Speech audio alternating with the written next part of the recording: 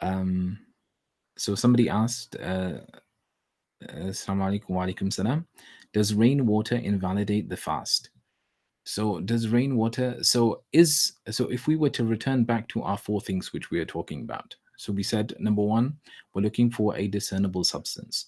So is rainwater considered to be a discernible substance? Yes, right? Because we said that practically this is only going to apply when it comes to gases. Otherwise, solids and liquids are clearly discernible substances.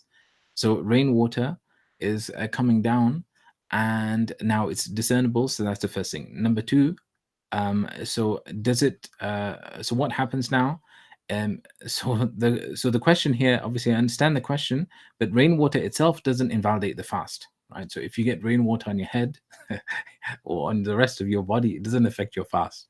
It's only going to affect your fast if you take that rainwater in.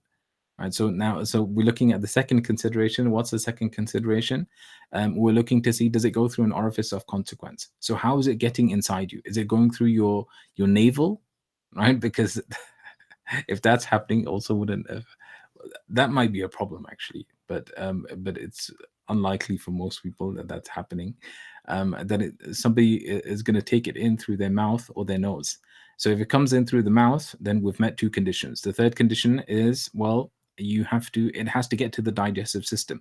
So the mere fact that it gets into your mouth, this isn't necessarily sufficient, right? Because if you put anything into your mouth, so some people listening are probably fasting right now, other people are probably close to breaking their fast. But if you got something so I'm just looking around what's in front of me, and there's a small battery. So there's a small battery, and you put the battery in your mouth. You don't do anything, you just put it in your mouth. Does that affect your fast? The answer is no. Right? Why? Because although something went through an orifice of consequence and it's a discernible substance, and there was no excuse for it, because I know I'm fasting right now, and we'll get to another example of that very shortly. But it didn't reach my digestive system. So if it doesn't reach the digestive system, it doesn't affect the fast. So now, so when it comes to rainwater, the same thing applies. So it gets inside your mouth. Does it break your fast? No.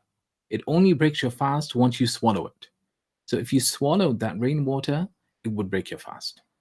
Right? Why? Because now it fulfills all those conditions. So it fulfills the first three conditions. All of this is assuming that there's no excuse for it. So if you're absent-mindedly walking through walking through the rain, and you simply have a habit of sticking your tongue out for some reason, people think you're very strange for this.